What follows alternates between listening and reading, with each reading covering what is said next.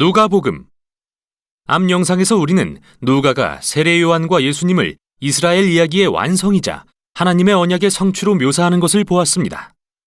그 후 공생애를 시작하신 예수님이 이스라엘의 가난한 자들, 사회적 지위가 낮고 소외된 자들에게 하나님 나라의 복음을 전하시는 것도 보았고요. 예수님은 이른바 거꾸로 된 하나님 나라에서는 우리의 모든 사회적 가치가 뒤바뀐다고 가르치셨고, 이 단락의 절정에 이르러 누가는 예수님을 예루살렘에서 죽으심으로써 새로운 출애굽을 일으키실 새로운 모세로 묘사했죠. 이제 이 책의 중간 단락을 살펴볼 차례입니다. 예수님이 새롭게 세우신 이스라엘을 이끌고 예루살렘으로 향하십니다. 이 부분은 주로 예수님이 길 위에서 만난 다양한 사람들에게 비유로 가르치시는 내용이고, 그분을 따르는 제자의 수는 늘어갑니다. 이처럼 누가는 예수님을 따르는 것을 하나의 여정으로 묘사하는데, 그것은 인생길을 가면서 배우는 것이기 때문이죠. 예수님은 먼저 그분을 따르는 70명을 앞서 보내 하나님 나라를 선포하게 함으로써 그분의 사역에 초대하십니다. 이렇듯 애초에 제자가 된다는 것은 예수님의 하나님 나라 사명에 동참하고 그걸 내 사명으로 삼는 것이죠. 제자들이 돌아오자 예수님은 기도, 하나님의 공급하심에 대한 신뢰 등 다양한 것을 가르치기 시작하십니다. 사실 누가복음의 이 부분에는 재물, 소유, 관대함에 대한 예수님의 가르침이 그 어디보다 많이 담겨 있는데요. 그분을 따르는 게 정말 여정과도 같다면 우리는 단순하고 소유로부터 자유로운 삶을 통해 급진적인 나눔을 실천할 수 있게 될 것입니다. 이 부분의 또 다른 핵심 주제는 가난한 자들을 위해 계속되는 예수님의 사역인데요. 그분은 이동 중에도 계속해서 새 이스라엘을 세우시며 아프고 눈먼 자들에게 다가가십니다. 유대인들의 오랜 원수인 사마리아인들을 만나주시고, 유대인이면서 로마의 세리장이었던 그 유명한 삭개오도 찾아가시죠. 사회적 소외계층인 이들이 예수님을 만나자 하나같이 변화됩니다. 이에 예수님은 이들이 하나님 나라에 참여하는 것을 큰 잔치에 비유하십니다. 잃어버린 자를 찾아 구원하러 오신 예수님은 사람들이 하나님의 자비를 알아갈 때 기뻐하시죠. 그러나 잔치에 참여한 모든 이가 행복한 건 아닙니다. 누가는 예수님과 이스라엘 지도자들의 잔치 자리를 여러 번 보여주는데, 그들의 교만과 위선을 꾸짖으시는 예수님으로 인해 항상 열띤 논쟁이 벌어지죠. 대비되는 이 두 잔치는 예수님이 들려주신 탕자의 비유에서 가장 인상적으로 그려지는데요. 어떤 아버지에게 두 아들이 있었는데 어리석은 아들이 집을 떠나 받은 재산을 탕진해버립니다. 그러나 결국 회개하고 돌아옵니다. 이에 아버지는 그를 용서하고 잃었다 찾은 아들을 위해 큰 잔치를 벌이며 기뻐하죠. 그러나 아버지 곁을 떠난 적이 없는 큰아들은 화를 내며 자격 없는 동생에게 관대한 아버지를 원망합니다. 이 유명한 비유에서 예수님은 이 지도자들에게 하나님 나라의 중대한 사명을 가르치고 계시는데요.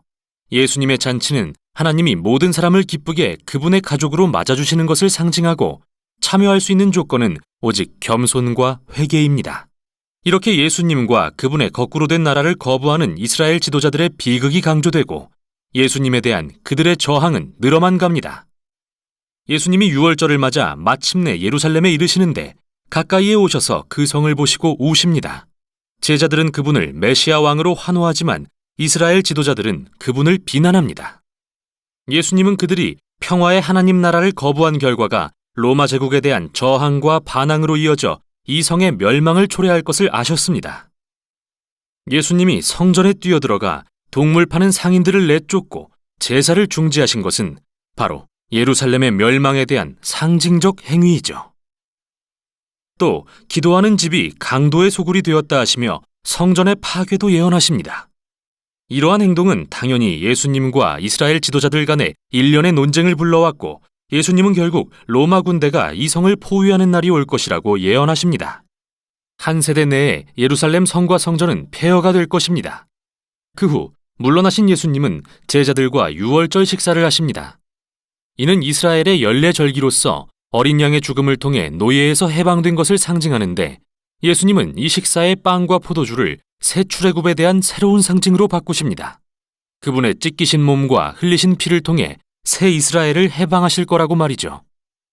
식사 후 예수님은 잡히시고 유대 지도자들에게 신문당한 뒤 자신을 왕이라 주장했다는 죄목으로 재판받으십니다. 누가는 예수님의 무죄를 강조합니다. 로마 총독 빌라도는 여론에 굴복하기 전까지 3번이나 예수님의 무죄를 주장하고, 갈릴리 분봉왕 헤롯도 예수님의 죄를 발견하지 못합니다. 그러나 유대 지도자들은 끝내 빌라도를 강요해서 그분을 십자가에 못 박게 만들죠. 예수님은 고통 속에 죽으시면서까지 자신이 그토록 가르쳤던 하나님의 사랑과 자비를 구현하십니다.